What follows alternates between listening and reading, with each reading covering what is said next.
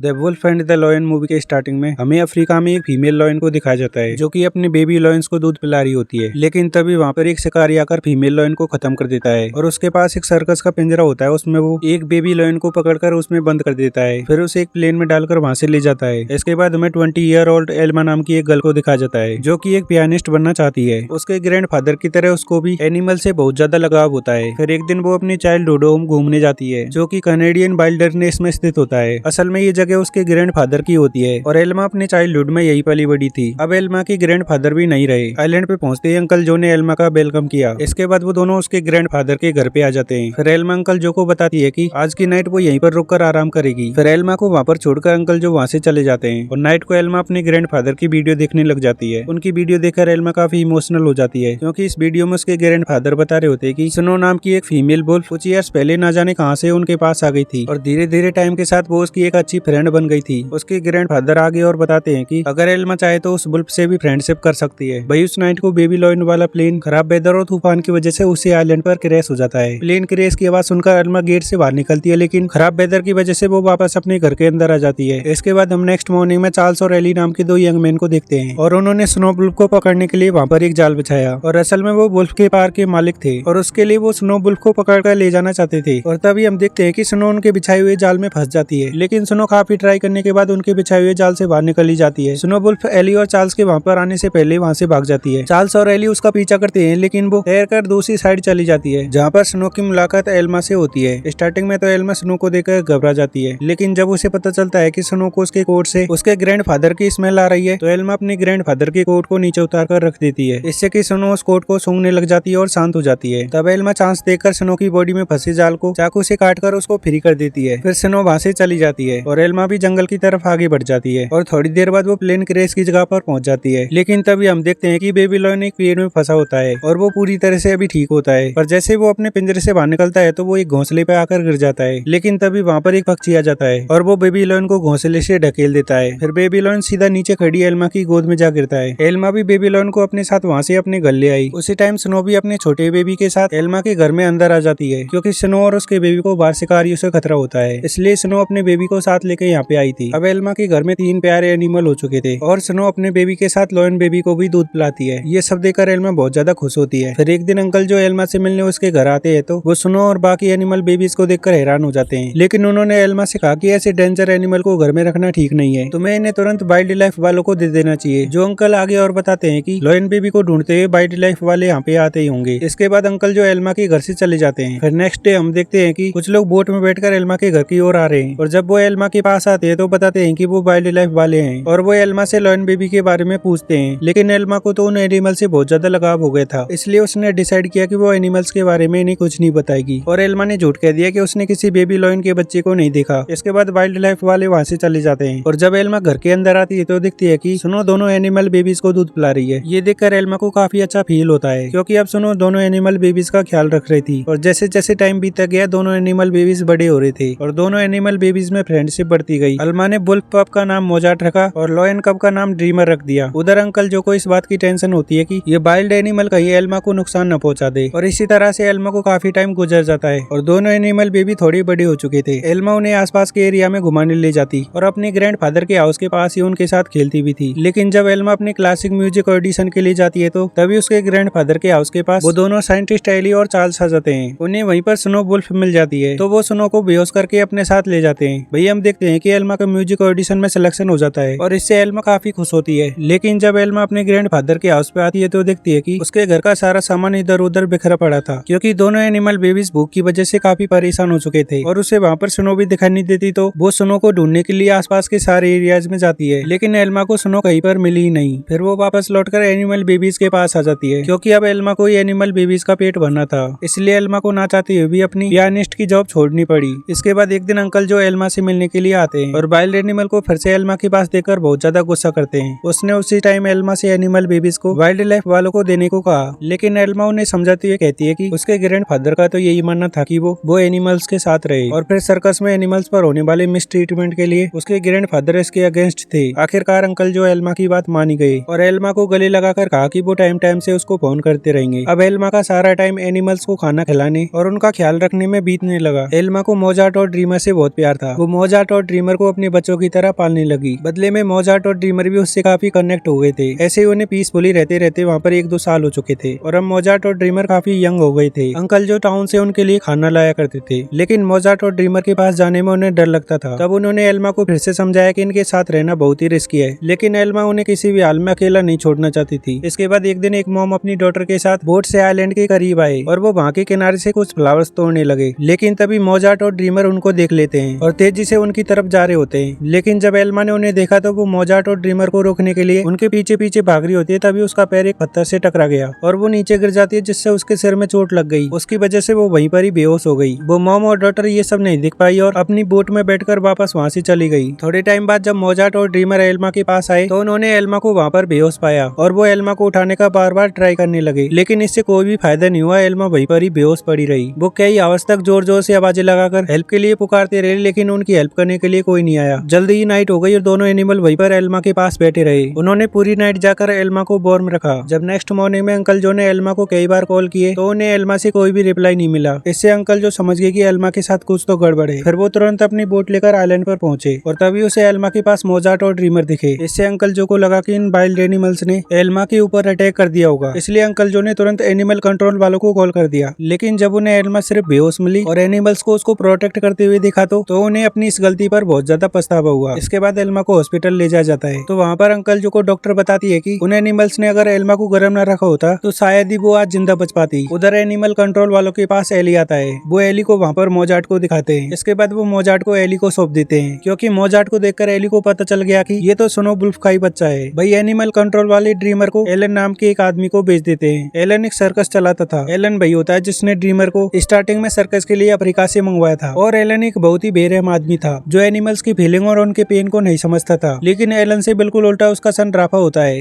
Rafa बहुत ही नरम दिल बच्चा होता है और राफा ड्रीमर को म्यूजिक सुनाता है, जिसकी वजह से ड्रीमर से उसकी फ्रेंडशिप हो जाती है। इसके बाद एलन ड्रीमर को सर्कस की जगह पर लेकर आता है और एलन ड्रीमर को कुछ नशीली मेडिसिन देता है, जिससे कि ड्रीमर सर्कस में करतब दिखा सके। एलन ऐसे ही एनिमल्स को मजबूर किया करता था।